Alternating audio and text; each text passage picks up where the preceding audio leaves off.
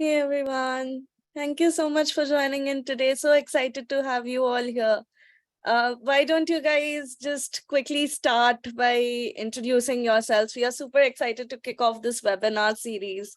I would love to know where you all are from. A short introduction, if anyone wants to raise their hand, then go ahead. Uh,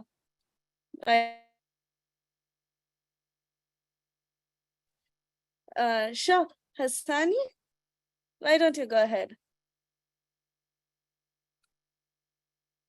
Masuda. Yes, I'm here. Am I audible? Yeah, you're audible. Hello, everyone. I hope you're all doing well. It's Masuda Hassani. I'm actually from Afghanistan, but currently living in Bangladesh, studying at Asian University for Women. Well, I'm so glad that I could participate here in this webinar seminar. Yeah, that's it. Great to have you here, Hassani. Hope you will enjoy the session. Ahmed, why don't you go next? Welcome back to the sessions.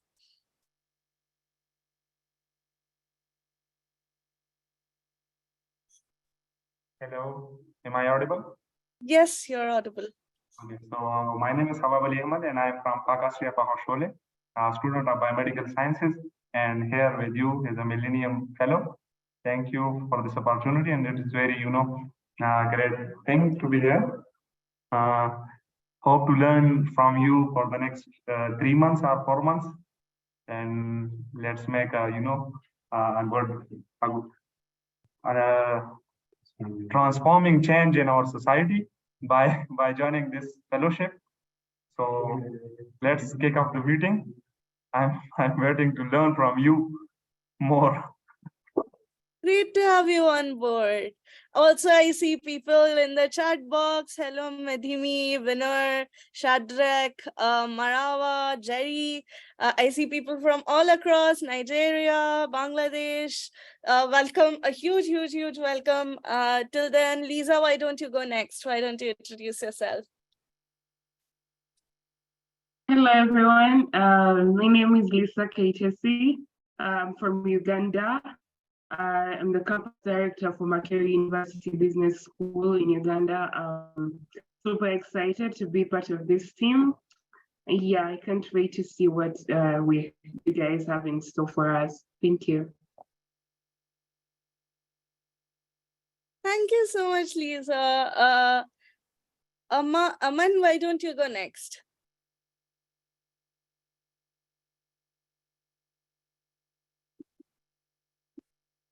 Yeah, so hi everybody. I'm Aman. I'm from India and Australia. So currently I'm actually sitting in Sydney where it's 9 p.m. I go to Sciences Po Paris and University of Sydney. And I'm very excited to partake in this fellowship with all of you, and let's make some change.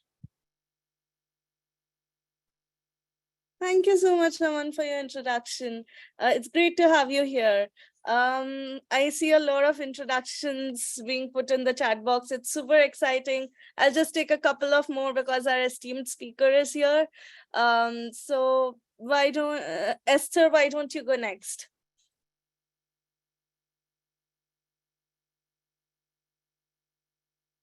Hi, everyone. Esther Jinamara, and I am a Millennium Fellow from Makerere University in Uganda. I'm very excited to be here and a part of the Millennium Fellowship Class 2023. Thank you. Thank you, Esther. So excited to have all the incoming Millennium Fellows here. It's so great to see the enthusiasm on our very first session, seeing over 500 participants. It's so great to have you all here. Abdul, Haseeb, why don't you go next? Hello, Assalamu alaikum. Hello, everyone. So my name is Abdul Haseeb, and I am basically from Pakistan. And I am doing mechanical engineering from National University of Sciences and Technology, NUST. And I'm looking forward for a great 3 months fellowship with you guys. It will be a great social changes following all the programs, all the SDGs to give a betterment for this world. Inshallah. Thank you. That's great. We are also looking forward to working with you all. Pragya, why don't you give a very brief intro and then we'll introduce our speaker for the day. Hi everyone, this is Pragya. I'm from India. I'm from Synthesis Hospital today, and I'm really excited. It's really inspiring. Thank you so much, Pragya. We are also excited to have you here. So yeah, I would love to hear from all of you, but we need to get started with the session. So I will give chances for all of you to introduce yourselves, and until then you can put it in the chat box. So for today, also my introduction, I'm Noinika. I'm one of the program coordinators this year at MCN, and I am from India, I hail from India. And yeah, super excited to get started with this. So our speaker for today, Mr. Shazeeb M. Khairul Islam, is an Obama scholar, and he's the founder of YYventures, a social business company that incubates and invests in social businesses fighting poverty, unemployment, and carbon emissions. YYventures has supported 73 social entrepreneurs since 2016 who have impacted the lives of around 862,852 people and created over 1,000 jobs in Bangladesh. The three goals that are envisioned in his works are world of three, zero net carbon emissions, zero wealth concentration for ending poverty, and zero unemployment by unleashing entrepreneurship in all. He is the co-founder at Impact Hub Dhaka, part of Global Impact Hub Network, mobilizing a vibrant community of entrepreneurs in Dhaka through inspiring space and meaningful content, and a diverse network to create Bangladesh where everyone thrives. Shazeeb is a member of board of trustees at Grameen Trust for non-profit organization founded in 1989 by Nobel laureate Professor Muhammad Yunus to support, promote, and implement poverty-focused microfinance and social business programs worldwide. It is so great to have you, sir. Why don't you just start the session? Thank you so much for having me. There was a lot of nice adjectives, my entire LinkedIn profile. But so good to see like 500 plus people here. And I also thank MCN for having me here. And also basically, first of all, really congratulations to all the fellows for your commitment to lead with empathy, humility, and inclusion as a guiding values.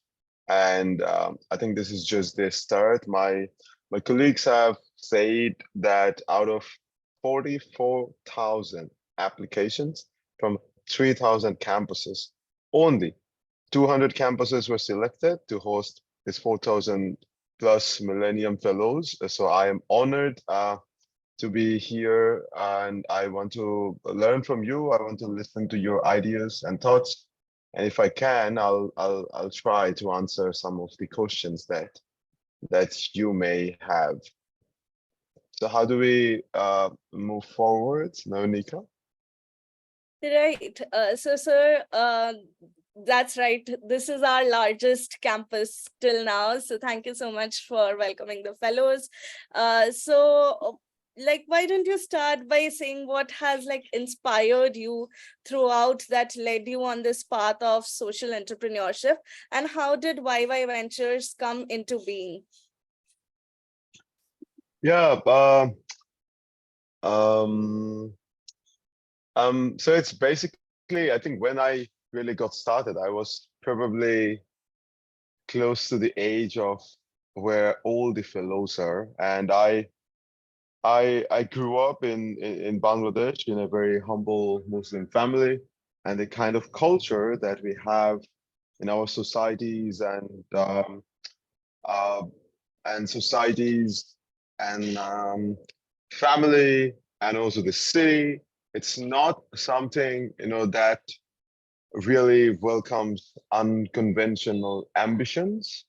So while at my early 20s, I decided to make some decisions for myself, like quitting the dreams that were imposed on me by my family or the society or culture. And I really tried to step out of my comfort zone, not knowing that this will completely change my life. When I was 22, I was about to finish my undergraduate program at University of Dhaka, and I was really ready to offer myself to the world around me. And I was just looking at different opportunities. Do I go and work at United Nations, be a peacemaker, peace builder? Do I go and work at Citibank NA, make lots of bucks for myself? What do I do?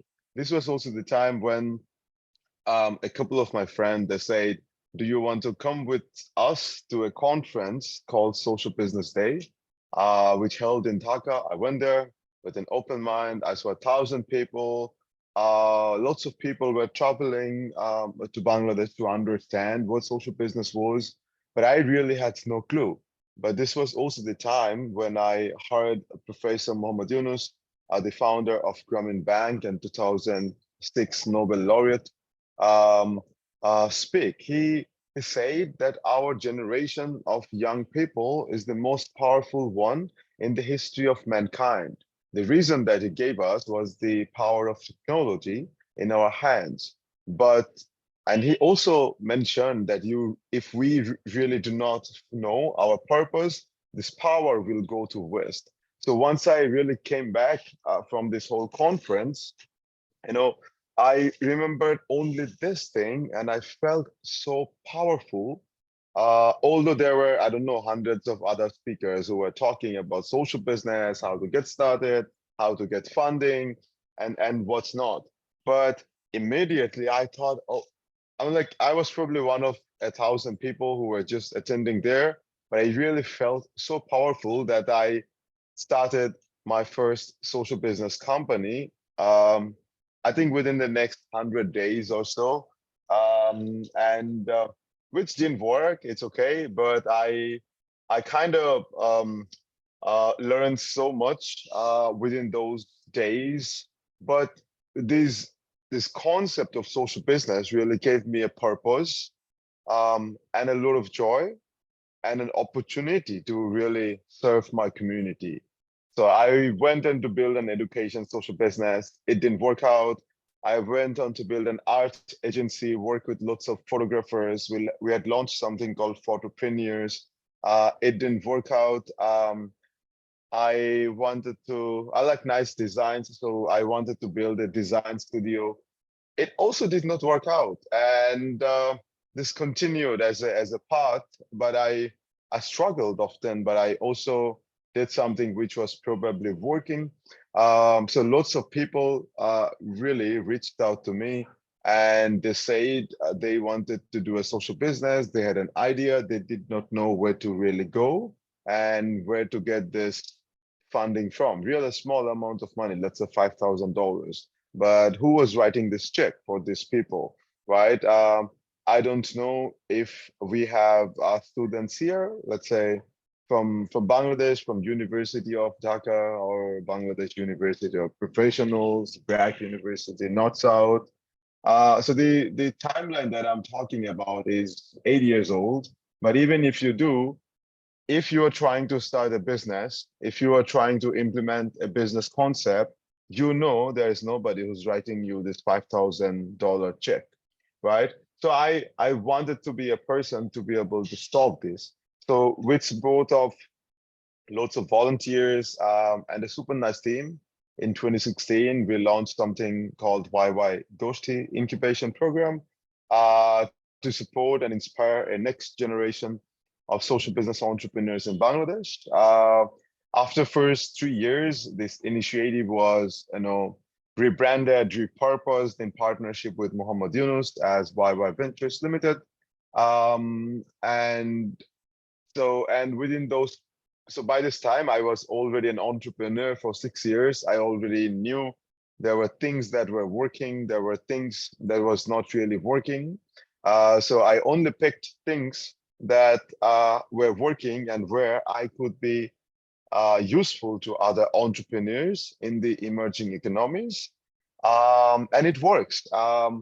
And we have currently programs in Bangladesh, Kenya, Uganda, Rwanda, and Tanzania. We are launching 2 new one in Central African Republic. I think in 3 months, we're also going to launch a program for Mexico, Brazil, and Colombia.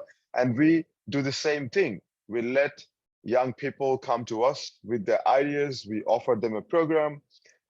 We tend to help them a small bit of amount of money so that they can get started. Because and I like doing it because when I wanted to do it, there was nobody helping me, and I know it's hard, but throughout the line, the world had accepted me and loved me, and I met dozens of wonderful people who have supported me. And that's kind of the purpose of my life, to see how I can support more young people who are entrepreneurial and who particularly, like our moderator said, is looking to fight poverty, unemployment, or carbon emission.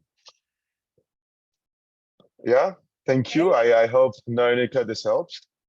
Yeah, thank you so much for that answer. And absolutely, like you said, when you visited the social business stage, the conference, and you learned from Mohammed Yunus about the power of youth voice. And absolutely, I had a little question around, like you mentioned, there was this 100 days period wherein you were going to the art companies, and then the design business you started. So what kept you going even when you thought that okay, some of the business ventures are not going exactly according to what I had planned? Like what kept you going? Like what was that one thing that, okay, I believe in myself and I need to go there? So what was that? Well, so no, those three businesses did not fail over a period of 100 days. So after meeting Mohammed Yunus, I started my first company within 100 days or something like this. But those 3 businesses failed between 2013 till 2016. So over a period of, like, let's say 4 years or so. But no, first of all, like, let's say my reality had one expectation from me, right?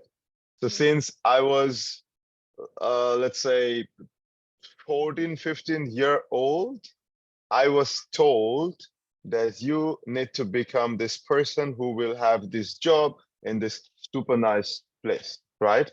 And then there was only one option, right? But while I was much younger, the only dream that I had was I wanted to become a pilot, because I liked those blue skies and perspectives. But nobody really asked me, do you want to become a pilot? So they only told me to be the top student and to break all the records that our universities or the nation had, because I had to become a teacher. Because if you become a teacher at a very particular campus, the family gets the highest value. And it's true. And teaching is world's most noble profession. And I am a teacher. I still teach. It's just nobody asked me what I really wanted to do, right? So, but I think during this conference, what I really found out that, oh, why does someone need to tell me what I have to do, right? Why would someone need to tell me that go after your dream, right? So I think I had found my purpose, because growing up, all the problems and challenges that I saw our society really faced, and I really wanted to solve them. But what really kept me going over the past years was an incident, and I tell this to everybody. I have 8 cousin brothers who are, let's say, between 10 to 20 years younger than me. And I tell them one thing: if you fail, it's okay. It's because when I was on 9th grade, I had failed in, I think, 9 out of 11 courses. And I was not given the chance to go to the next class. I had to study at the same class for the 2nd year. at the beginning, it was such a bad feeling because it was actually a big shame to the family. And I was devastated because I made them suffer for me.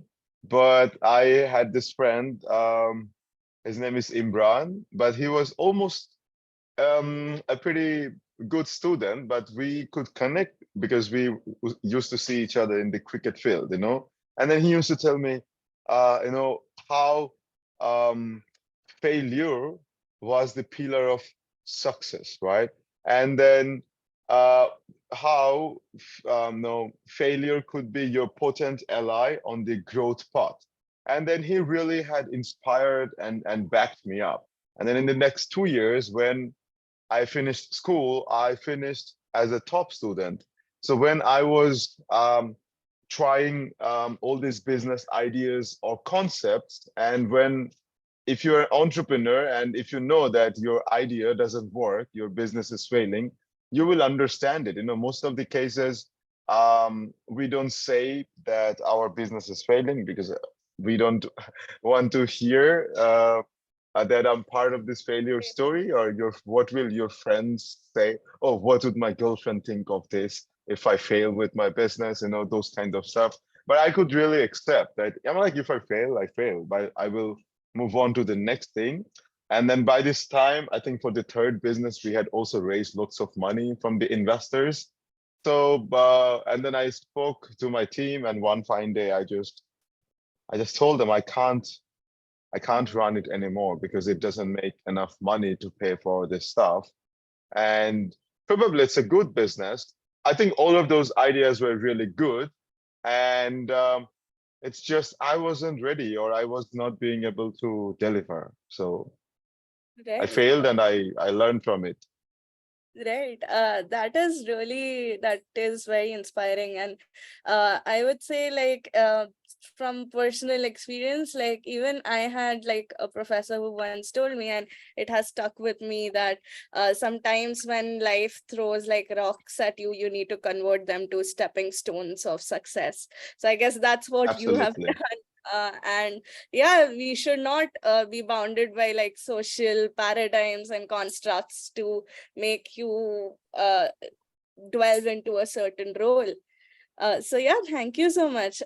So my next question for you would be like, what would you say has like surprised you the most in your this journey of achieving the three goals of zero net carbon emission, zero wealth concentration, and zero unemployment through entrepreneurship for all like the YY ventures? Okay. So Professor Yunus, so I already told his name, I think 3 times. You also said this during my bio introduction. Yes. Professor Yunus, I don't know how much you guys know. He's the most humble and kindest person I know. And he's my guru. He gave me lots of skills. And he wrote this book called A World of Three Zeros. And he wrote this in 2017. And here he defines how and why we need to create a world of three zeros, and what are the tools that are there. And he mentioned about my work in his book, and it gave me a great feeling that, oh wow, this Nobel laureate really thinks that the work that we do makes sense, right? And sometimes when you asked about this incident, I'm not sure which incident to really mention, because I don't know, dozens of stories, but I may have heard Makerere University earlier. Yes. So we have folks from Uganda. How many folks do we have from Uganda now? We have a lot of them Do we joining know? in. At least for this session, we have multiple folks joining in. But even in general, we have a lot of university in Uganda, and a lot of brilliant campus directors and fellows from there this year as well. All right. So no, I think I sometimes I also doubt the work that I do, and if I really doubt about it, I tend to talk to my friends, and I think last year, during last winter, I was having a moment when I was really doubting many things because we were not being able to deliver certain results, certain outcomes of some projects that we were doing. And then next month, I spent, I'm like, no, this year in general, I spent quite some time in East Africa. We are doing a project funding, a couple of entrepreneurship programs there. And when I was in Uganda, my good friend Daniel Ayabara, he took me and my colleague Shazeeb Bhai for a trip. So we reached the airport at like, let's say 2 o'clock midnight, and then we went to our hotel at 3:30. And I said, so Daniel, what's the plan for tomorrow? We meet for breakfast. He's like, oh no, we have to leave the hotel at 6 o'clock. I'm like, why? Why 6 o'clock? Why are you making me work so much, man? Let us sleep. He's like, no, you're gonna sleep on the way because we are going to visit another town and a village. I think it's called Mbarara or Barara. I'm sorry about the whole pronunciation. That's why I asked who was there from Uganda. And it was 4.5 hours drive, guys. And then I'm sleepless, completely devastated, tired, because I was also on the road, just traveling for more than a month back then. And we are supposed to meet 17 young folks, 17 young folks in a village who had created 3-0 clubs.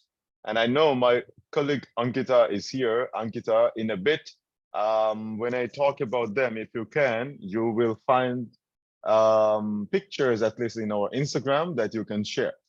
So, and then, so to help create this world of 3 zeros, one of the key steps that young people can take is like create 3-0 clubs, really taking small actions. So 5 young people comes together, creates their own mini club, and they take small actions. And we have Professor Yunus started this organization 2 years ago, and I'm a trustee and also a chief executive of the Global Center, where my colleague Ankita is working. I don't know, Naonika, if you were able to meet her, but I know she met lots of friends from MCN.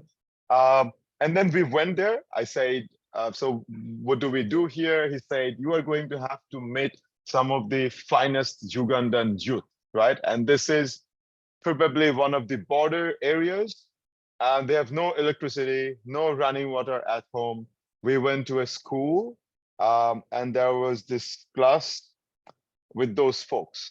And they had only one person who was probably 21-year-old and he had a smartphone. Everyone else, none of them really had a smartphone. And then I asked them, so what are the things that you guys are doing? Those guys had created 3-0 clubs. I'm like, Daniel, how come? How did these people know about our initiative that we do? And then he was showing me like their eldest friend who had access to YouTube and access to internet and access to being able to open to our 3-0 club platform. And then we were interacting with them. And whenever I do those interactions, I do not really ask them what they want to be when they grow up.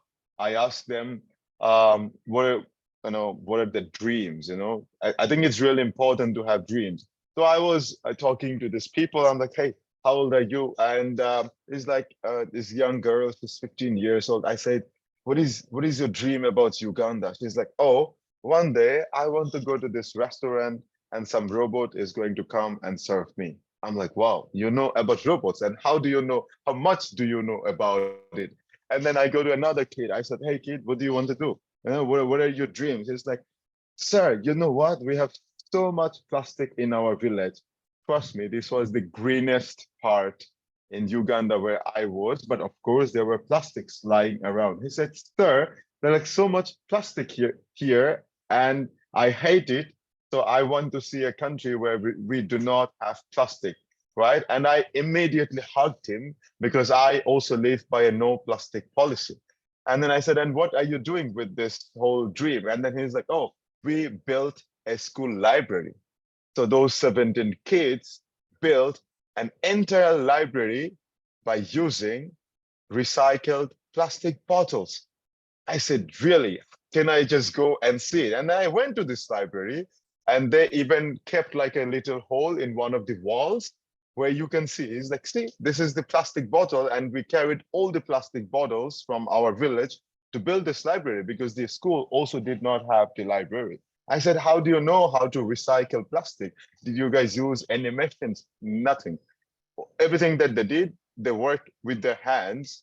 And then so I asked that older chap, I'm like, how do you know? It's like, oh, we followed some little videos and we had created a 3-0 club and for zero plastic. And this is the thing that we wanted to do because then my parents will see that, using plastic is not a thing, right? We can repurpose it. We have to find alternatives.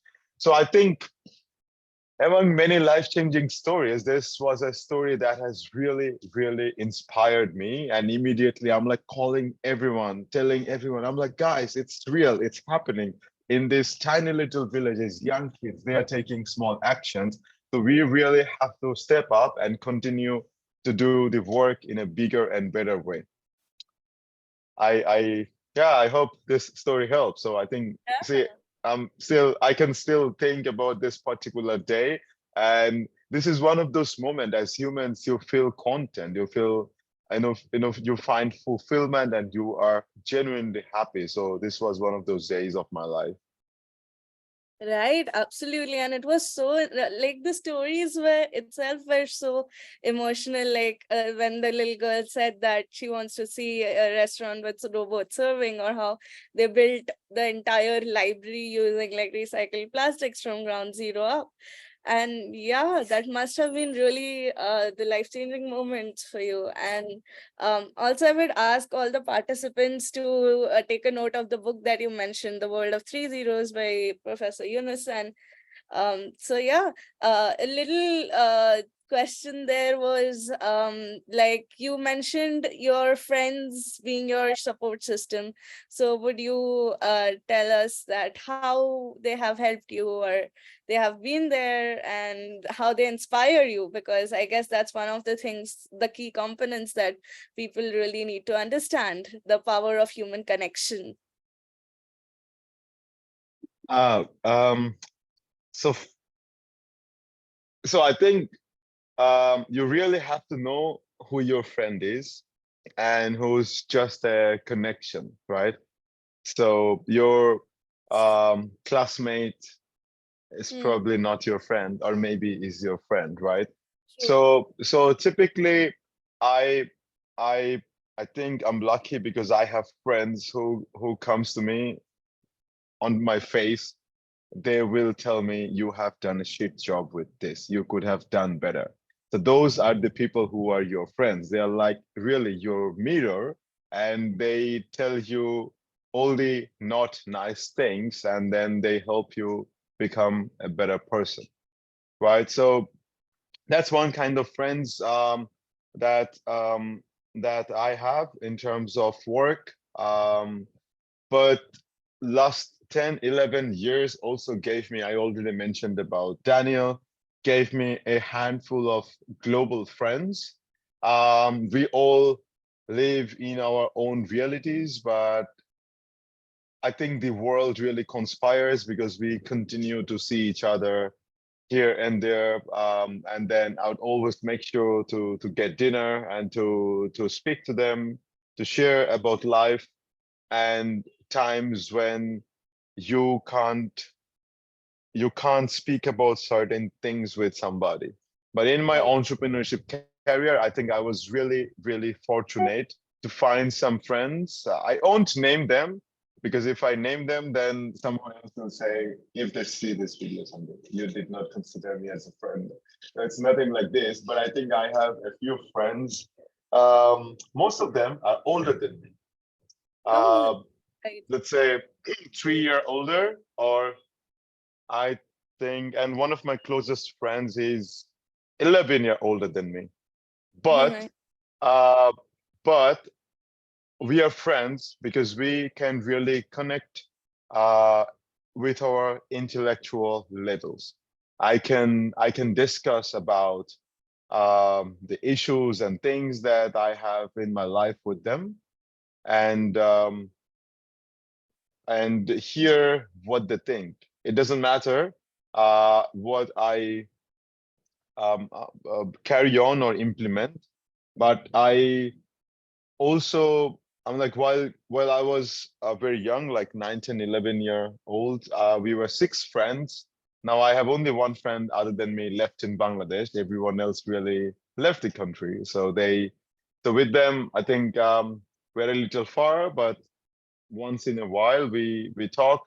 But that one friend who still lives in Bangladesh with me, and he has been also one of my biggest supporters since the day I started the business. We also run a co-working space, like you said. He's a client there, right? So your friends can really become your supporters by giving you feedback on how you do things, by becoming customers of your business because they want to support you, and most importantly, by telling you where you are not right. Right. So I think I got lucky because I have some of those friends. Right. So they are like the right critique there. So thank you so much for sharing all of those insights. And I would just wrap up our this introductory sessions before we move on to the open question and answer. What would be one last piece of advice you would give to our young fellows here who are looking for careers in like social entrepreneurships, and like where do they start? What do they do to just like make communities or uplift communities across them or in their realities, as you said? I think where they can start, I think the first thing that you really can do is you should ask yourself, your heart, what you want to do, and then just do it. Just do not think you are 17-year-old or 21-year-old and you are not ready to start a business. You will do this after making your first million, after working for 15 years for someone else or someone else's dream. If you want to do it, just start it, right? But I think I can, if I have to give you like a life advice, the life advice would be just travel. In the past years as an entrepreneur, I've been to so many different places, both grand and intimate, and they introduced me to different cultures, food, nature, friendships. But most importantly, this has really helped me redefining the meaning of my life. There's so much to see and do on this planet. And if you are still planning, like you are planning for starting your business, don't just plan, just look for the next opportunity. Who knows, you may actually end up finding an idea that is worth solving and for which you will be super proud of, and hopefully you will also find the purpose of your life while you solve that particular problem, right? So these are really 2 small things: travel, and if you have an idea, do something with it. Right, that is so true. Traveling and doing something with ideas and just not sticking around with it. So let's just open the question and answers. The participants are really enthusiastic. I will start with Abdul Wahab Ibrahim, if I'm pronouncing your name right. Why don't you ask your question?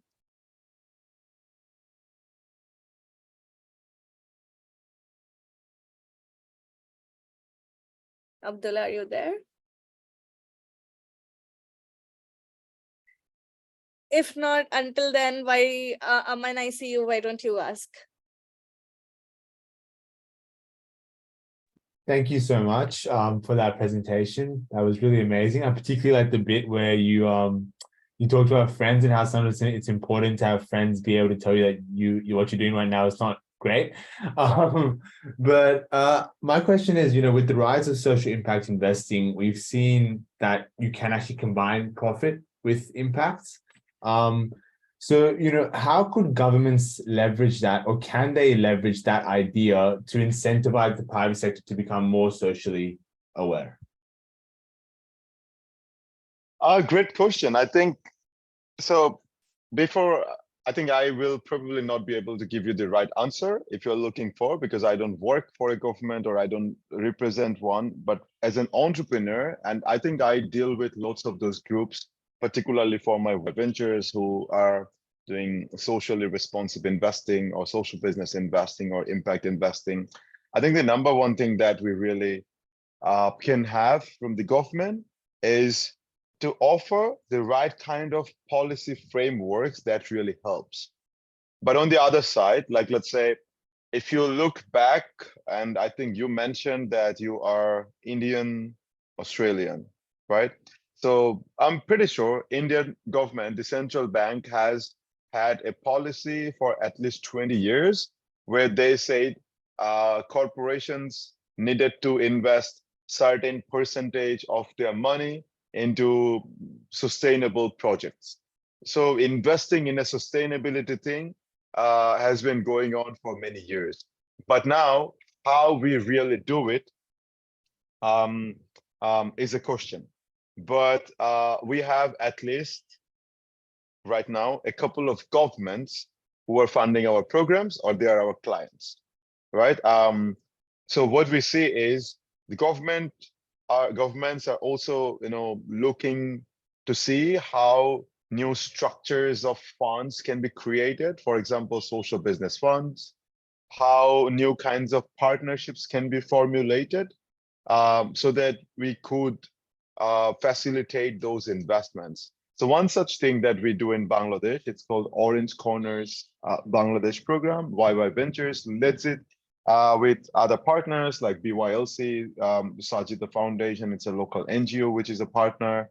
We also have two corporate partners, Unilever and DBL Group, who are also putting in money in the bucket that we do. But this initiative comes from the Dutch government, right? And so governments are generally working G2G, government to government, but they also do a lot of work with private sector, because the Dutch government feels if the Bangladeshi private sector is developed, more entrepreneurs are created, and then it benefits both countries because jobs are created here, and one fine day you will find an innovative circular garment factory that produces super nice denim only for Holland, right? So I think policies and those facilitations of partnerships would be two things really.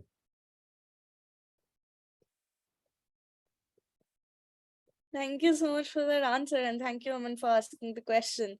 I am just asking the participants in the order I see them on the screen. So, Bhavi, Pal, Recha, why don't you go next? Hi, it was really inspiring, your story. So my question to you is, as a social entrepreneur, what was the greatest obstacle you had to face, and how did you overcome it?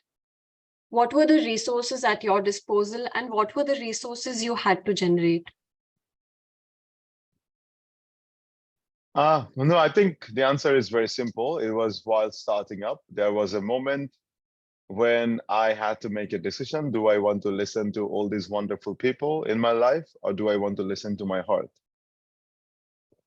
So I think I listened to my heart, and I truly think if your goals are correct, if you know what the purpose of your life is, and if you can be useful to one person, then it's much easier to scale it, right? So that's the thing, and then sometimes some people say, oh, you got lucky. I'm like, sure, I'm happy to accept the fact that I got lucky, but I think the best thing to do is to listen to your heart and then look for all of those things. But on a practical aspect, number one resource that you need while building something, for a lot of people, it's money. For me, I think it's a skill, and that skill is of a salesman. if you know how to sell something, then you can make a business out of it. And in terms of money, I always try to value all the people whom I meet or relationships that I create from conferences, from dinners, etc., etc. So there was always someone from whom I could raise funding. And so far, this has worked out pretty well, because once you run your business in a very transparent way, once your investors see the results or the impact, then everything else will just follow you. Thank you. Right, that's absolutely true. The key lies in the pitching of the ideas the right way. Ade Puju, Anitan, why don't you go next? Also, I would ask the people asking the question to give a brief intro of themselves, like where are they from, and which university are you joining us from? Okay, my name is Adepoju Enito. I'm from Nigeria, currently in University of Lagos. I'm from Department of Political Science. So it has been a great moment, having to share ideas with so many people from different parts of the world. So my question is, I've listened to a wonderful presentation by our leader. So I want to ask about, in terms of funding, talk about funding, how we can get funding. In a situation whereby students cannot meet their demand, most students cannot pay their school fees, they have to drop out. What is your suggestion, or how can someone go about it, to talk to the management, to encourage the management to actually let the student finish their degree, or support students with little funds or generating of funds? I'm not sure if I understood your question correctly, because you were breaking up. But I think you were saying that students cannot finish schools because of fees.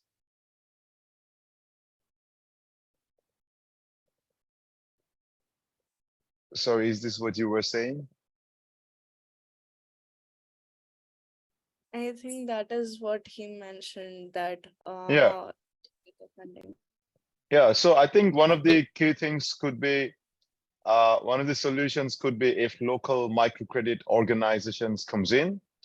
For example, those organizations would pay for their tuition to the institutes. And once they graduate and start earning money, they pay back to the microcredit institutes. That's one concrete thing, and I know this works. And I know of a really popular and very successful nursing institute who has a similar model. Thanks. Right. Thank you so much for that. And I hope, Anitan, that answered your question there. Mengol Sikon, why don't you ask your question next?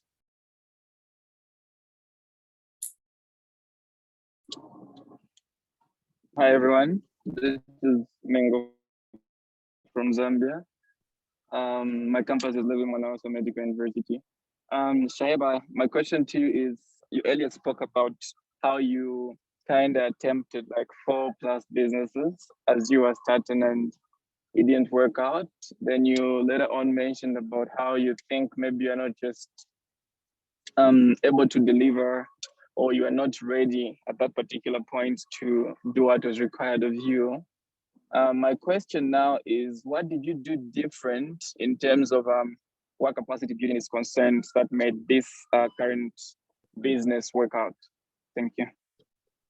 Yeah, thank you so much. So I think the thing that I did is I listened to my customers and I asked them how I could help them. That's the clear answer.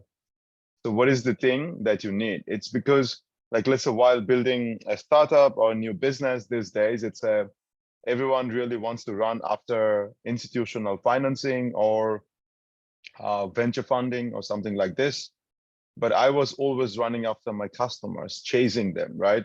And taking their feedback and trying to understand what more we could do for them. So everything is really built on the feedback of these customers, the money that they pay for buying our services or products or renting our office or even buying a cup of coffee. So that's still the best thing that we do. And I think this was a thing that I learned over the years. Thanks. That's true. And I love to see the enthusiasm here. There are so many people who have raised their hands. We'll take a couple of more because we don't want to keep you waiting. So Sneha Lahurikar, why don't you ask your question and also introduce yourself?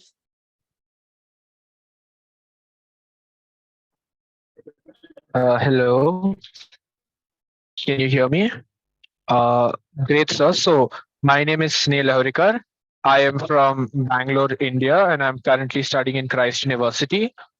So, my question to you, sir, is you mentioned about how, you at YYventures work to, bring social impact ideas to life, right? So, as someone who is, trying to work on a social impact project, I want to know what are the things to keep in mind when I'm approaching, an investor such as yourself or anyone else who is willing to invest in these projects.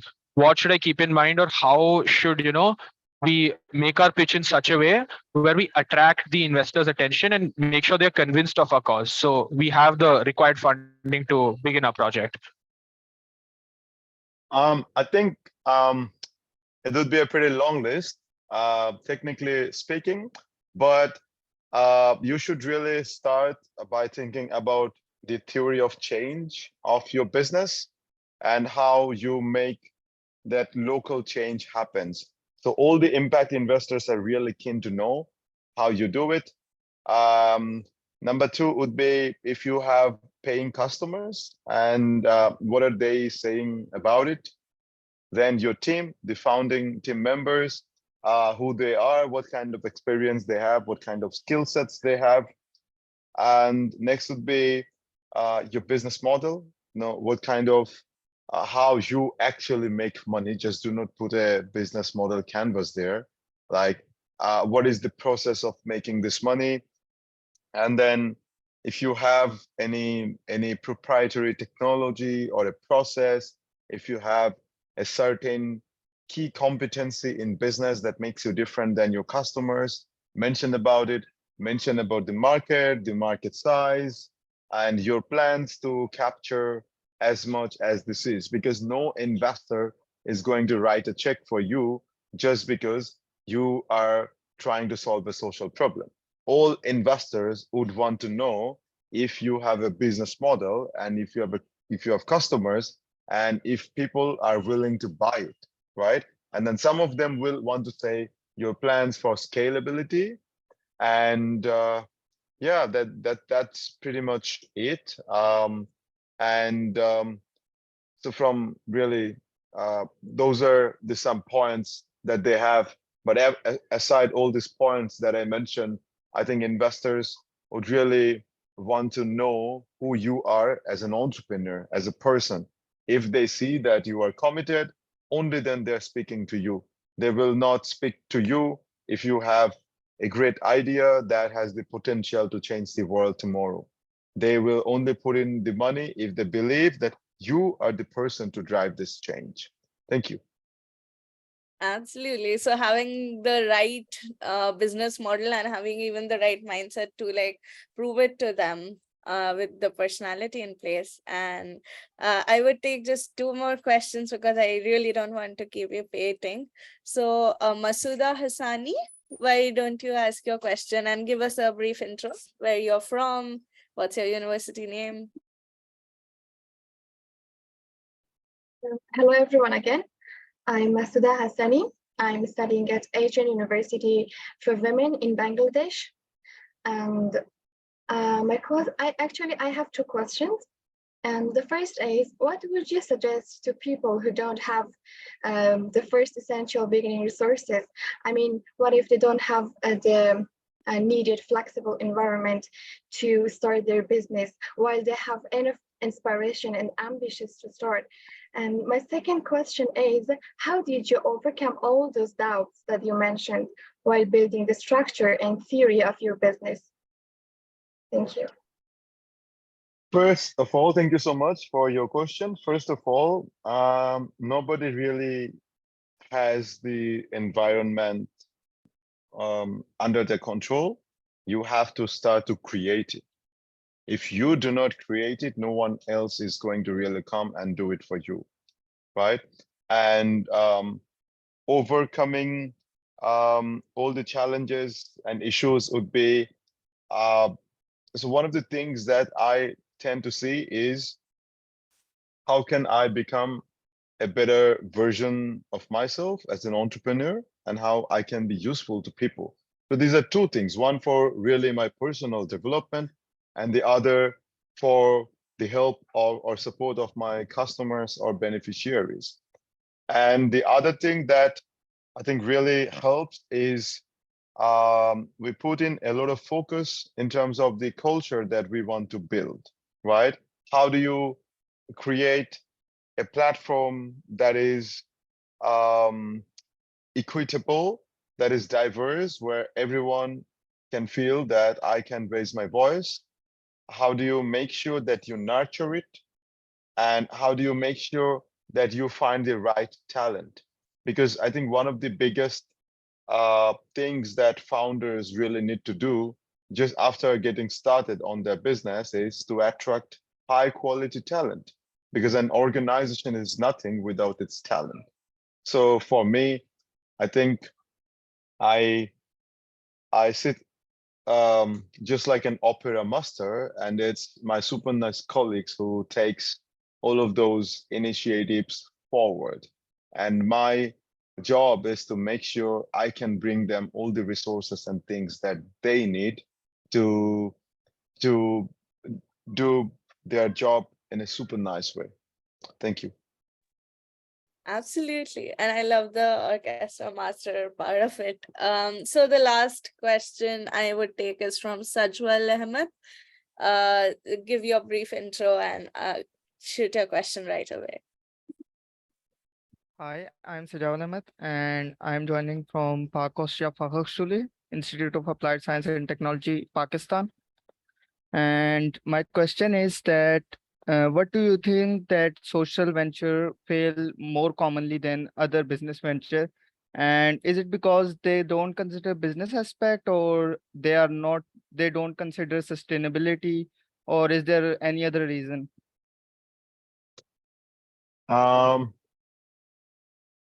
Honestly, I don't know what you mean by saying social ventures, right? I think doesn't matter what kind of legal framework you have, all kinds of businesses or enterprises has the possibility to fail, right? And while you start it, you should think that this is going to fail. And it's okay, right? Or you have to learn throughout this process, learn from your customers, refine your product or services, and do it. But for social businesses or people who are focused on solving one particular social problem, but in a business way, they need to make sure that their financial goals and the social impact goals are going hand in hand. It's because if you think you want to empower 10 women in a village in Bangladesh, but there is no business case, then at the end of the day, you cannot do it, right? You can only run and build your social business if you are able to make money. If you are able to make money, then you are able to deliver impact.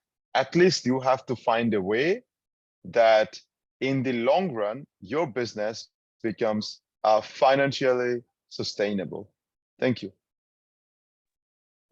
Also, sir, if you don't mind, I see Nancy had her hand up for a long time. So why don't you just ask the last question and then we'll definitely wrap up.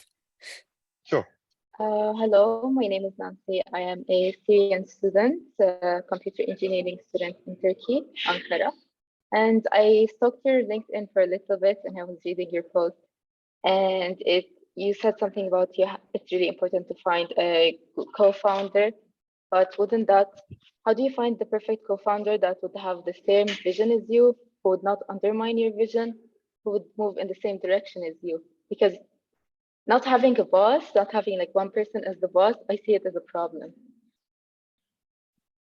Yeah, of course. Yeah. So I think since you have read the post, I was really thinking how to frame it. It's really important to find a co-founder with whom with whom you can build something. And it's not necessary that this co-founder will be your friend or your partner or someone you know for a long time, right? I think I got creative in terms of choosing my co-founders in my so now I run 3 companies in my 3rd company because both of them are much older than me. The only thing that I needed from them is a little bit of an experience, right? Because one person has 30 years of experience and then the other person has 25 years of experience. So together they have more than 50 years experience than me, which means if I have a particular problem or if I face a particular issue, I can actually go to them and ask or think how they would have solved those things, right? So these are people who are not 100% involved in the day-to-day business. One person takes care of leadership, the other person takes care of some strategy, but this is also one way to make it work. But now that I work with lots of founders, I see, like, let's say if you are building a technology company, you can be, if you are a visionary, the strategy guy, or if you're a salesperson, you need a co-founder who is really, really good in technology and who understands it, right? And then there is no right or wrong place to find your co-founder. It's like finding a talent from anywhere and everywhere. And if you really think that I need a co-founder with this, and that skills, because I don't have those, whoever you think has those skills, you just go and talk to them. Or even you can ask for help. You know what? While young people start their first company, they create this business card and they say, CEO of ABCD company. It's like, you have become somebody, right? You are the CEO of your company and you are one day going to change everything.